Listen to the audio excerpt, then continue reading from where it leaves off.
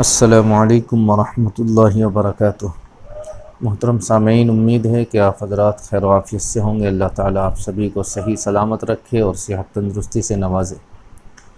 दोस्तों, जो लोग भी बीमार हैं घरों में, अस्पतालों में, अल्लाह ताला सभी को शिफाए कुल्ली आजिला मुस्तमिर्रा दाइमा नसीब फरमाए।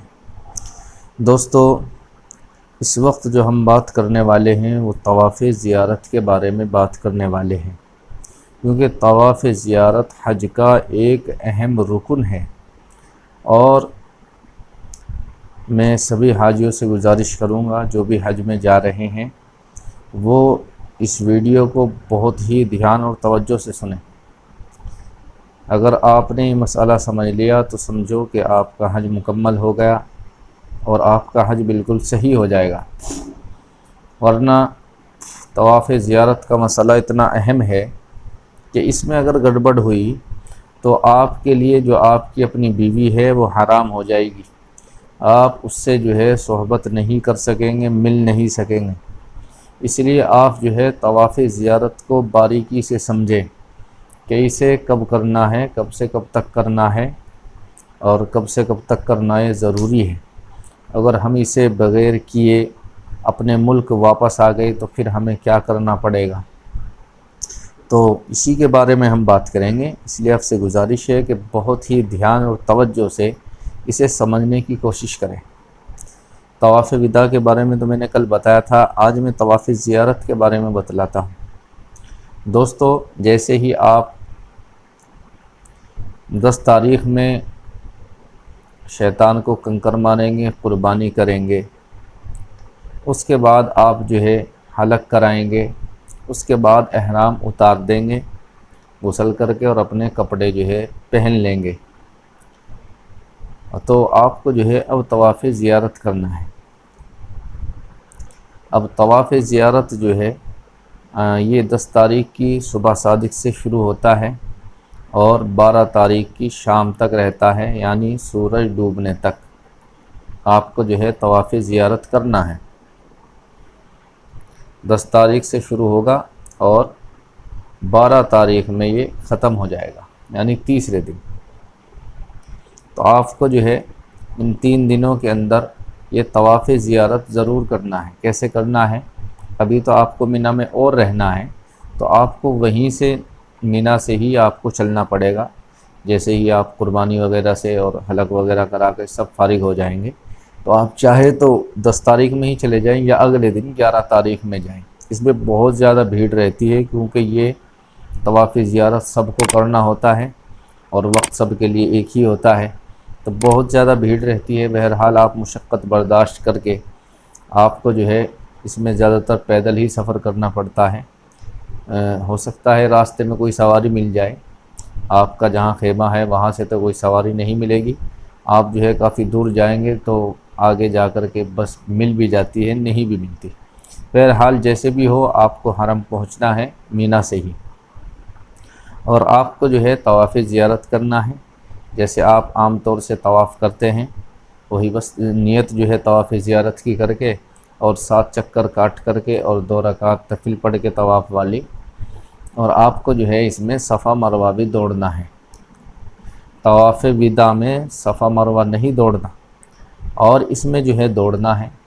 सफ़ा मरवा दौड़ने को सही भी कहते हैं, सही करना, लेकिन मैं सही इसलिए नहीं बता रहा हूँ कि आप हजरात की समझ में नहीं आएगा, इसलिए मैं साफ साफ सीधे अल्फाज में बता रहा हूँ कि सफ़ा मरवा दौड़ना। तो सफ़ा मरवा भी दौड़ना है और तवाफ़ भी करना है। उसके बाद जो है हलक कराने की ज़रूरत नहीं है। अगर आपने कुर्बानी करने के बाद हलक करा लिया है, आपका सब काम मुकम्मल हो गया है। अगर आपकी अभी कुर्बानी नहीं हुई है तो आपका अभी हलक भी नहीं हुआ, तो आप जो है तवाफ़ ज़ियारत करने के बाद हलक नहीं कराएंगे, बल्कि जब कुर्बानी हो जाएगी उसके बाद ही कराएंगे। अगर आप ये काम पहले कर चुके हैं, आपकी कुर्बानी हो चुकी है, आपका हलक यानी आप गंजे भी हो चुके हैं, तो अब जो है कराने की ज़रूरत नहीं है। अब अगर खुदा न खास्ता आपने जो है इन 3 दिनों के अंदर जो है आपने तवाफ़ ज़ियारत नहीं किया, तो आपको जो है अब तवाफ़ ज़ियारत भी करना पड़ेगा और एक दम भी देना पड़ेगा। एक दम भी देना पड़ेगा। दम का मतलब ये है कि आपको जो है एक जानवर कुर्बान करना पड़ेगा हरम की हदूद में, जिसका गोश्त भी आप नहीं ले सकते, जो गरीबों को ही तकसीम करना है। रही कोई मजबूरी, शरई मजबूरी, वैसी मजबूरी नहीं कि जी बहुत भीड़ थी मैं इस वजह से नहीं कर सका, ये कोई मजबूरी नहीं है। शरई मजबूरी, जैसे औरत के लिए खुदा न खास्ता उसके जो है कपड़े ख़राब हो गए, पीरियड आ गया, यानी जो हैज़ आता है हर महीने उसे वो आ गया, तब उसके लिए मजबूरी है। तो अब वो जो है तवाफ़ ज़ियारत नहीं करेगी, जब वो पाक साफ़ हो जाएगी उसके बाद जो है वो तवाफ़ ज़ियारत कर लेगी। उसके ऊपर कोई दम वाजिब नहीं होगा, क्योंकि ये तो शरई मसला है और शरई मजबूरी है। तो आपको जो है ये तवाफ़ ज़ियारत 12 तारीख़ तक ज़रूर करना है। अगर आपने ये नहीं किया और आप इसी हालत में अपने मुल्क आ गए तो आपको दोबारा वहीं जाना पड़ेगा। आपके पास पैसों का इंतज़ाम हो ना हो, आपको पैसों का इंतज़ाम भी करना पड़ेगा, चाहे आपको प्लाट बेचना पड़े, चाहे आपको ज़मीन बेचना पड़े, बहरहाल चाहे कर्ज़ लेकर के आप जाएं, दोबारा से आपको जाना पड़ेगा और आपको तवाफ़ ज़ियारत भी करना पड़ेगा और आपको दम भी देना पड़ेगा। कोई आदमी ये समझे कि मैं तो सिर्फ़ जो है दम अदा कर दूँगा और तवाफ़ नहीं करूँगा, इससे मेरा काम चल जाएगा, नहीं भाई। और अगर आपने तवाफ़ ज़ियारत से पहले बीवी से सोहबत कर ली है तो पहली सोहबत पर आपको एक बदना, बदना का मतलब होता है ऊँट, एक ऊँट का जो है दम वाजिब हो गया पहली सोहबत पर। उसके बाद आप जितनी बार सोहबत करेंगे एक एक बकरी आपके ऊपर जो है दम की वाजिब होती चली जाएगी। तो ये बहुत ही अहम मसला है। आप ये समझें कि भाई चलो इस बीवी को तलाक़ दे देते हैं, दूसरी शादी कर लेते हैं, उसके लिए भी यही हुक्म है, क्योंकि जब तक आपने तवाफ़ ज़ियारत नहीं किया आप जो है एहराम की ही हालत में हैं। आप जो है अभी आपका जैसे एहराम में जो पाबंदियाँ होती है उस पाबंदी में हैं आप, जब तक तवाफ़ ज़ियारत नहीं करेंगे। तो इसलिए इसके और भी बहुत सारे मसले हैं, बहुत बारीक मसले हैं। तो कहाँ तक क्या क्या चीज़ें बताऊं, जो ज़रूरी बातें थी वो मैंने आपको बताई है। इसलिए आपको जो है ये गड़बड़ नहीं करनी है, इसे ज़रूर करना है। अच्छा, बहुत सी दफ़ा ऐसा होता है कि भी हमारा तवाफ़ ज़ियारत नहीं हुआ और औरत के जो है कपड़े ख़राब हो गए, इसे माहवारी आ गई, इसे हैज़ आ गया, पीरियड हो गया, तो अब जो है इधर जो है वापसी की फ़लाइट हो गई। अब वो क्या करें? तो उसके लिए आप जो है वहाँ हज कमेटी का जो है दफ्तर होता है, अजीज़िया में भी होता है, आप वहाँ पर जाएंगे, हज कमेटी के ऑफ़िस पर जाएंगे और जा कर के वहाँ उन्हें बताएंगे कि हमें ये परेशानी है, आप हमारी फ़लाइट की डेट बदल दीजिए, वापसी की डेट बदल दीजिए। तो वो बदल दी जाएगी। आपको किसी भी सूरत में आना नहीं है जब तक आपका तवाफ़ ज़ियारत ना हो जाए। तो दोस्तों, उम्मीद करता हूँ कि ये मसला तो आपकी समझ में अच्छी तरह से आ गया होगा। उसके बाद कुछ सवालात हैं जो लोगों ने पूछे हैं। उमामा सैयद बहन ने पूछा है कि हज़रत एडवांस पेमेंट भरने की डेट ख़त्म हो गई, क्या बता सकते हैं कि सेलेक्ट कुर्रे की लिस्ट में से कितने सदस्यों ने एडवांस पेमेंट नहीं भरा है? देखो, इसके बारे में जो है हमें पता नहीं चलता, ये हज कमेटी को पता चलता है, जो पेमेंट ले रहे हैं कंप्यूटर पे बैठे हुए हैं उन्हें पता चलता है कि कितने लोगों ने किस्त जमा की है, कितनों ने नहीं की है, कितने लोगों ने कैंसिल किया है। ये हमें पता नहीं चलता, हज कमेटी ही इसके बारे में बता सकती है, हम नहीं बता सकते, ना हमें मालूम है।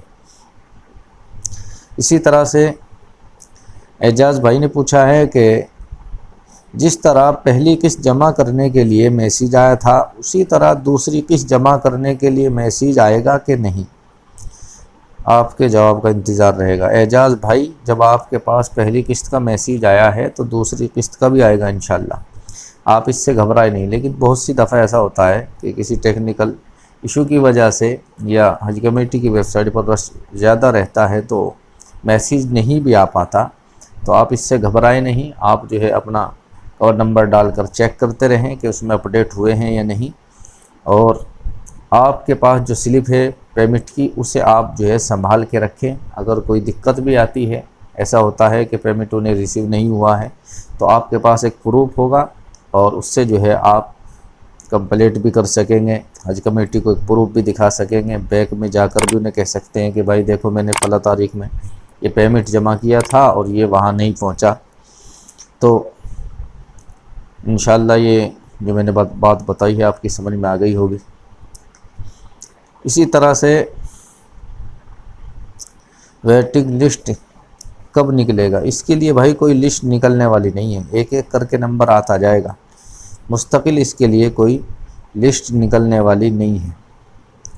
इसी तरह से लिया एक भाई ने पूछा है कि ज़रा तफसील से समझाएं, हमारा एम्बार्केशन जो है दिल्ली है और हमको हज तमत्तो करना है तो हम एहराम कहाँ से बांधेंगे। भाई आप अगर जो है यहाँ से पहले आपकी फ़्लाइट जद्दा की होगी यानी आप मक्का जाएंगे तो आपको एहराम दिल्ली से ही बांधना होगा, और अगर आप पहले मदीना जाएंगे तो फिर आपको एहराम बांधने की ज़रूरत नहीं है। आप 8 दिन मदीने में रहेंगे, उसके बाद जब मदीने से आप रुखसत मक्के के लिए होंगे तो आप जो है मदीने से बाहर निकलते ही बस वाला ख़ुद ब खुद जा कर के रोकेगा मस्जिद जुल हलीफ़ा पे। मस्जिद जुल हलीफ़ा बहुत बड़ी मस्जिद है, आप वहाँ नहा धोकर गुस्ल करके वज़ू करके और अपना एहराम वग़ैरह बांध कर 2 रकात जो है पढ़ करके और आप जो है अपने सारे सिले हुए कपड़े उतार देंगे, एहराम बांधेंगे, सर के ऊपर टोपी भी नहीं रखेंगे, चप्पल जो है बिल्कुल सादे पहनेंगे, यानी जिसमें जो है हमारे पैर की जो हड्डी है या बीच वाली जो ऊपर कोठी रहती है ये खुली रहनी चाहिए, 2 पट्टियों वाली, इसमें जो है हम चप्पल पहन सकते हैं। ऐसी चप्पल नहीं पहन सकते जिसमें पैर ढके, जुराब वग़ैरह भी नहीं पहन सकते।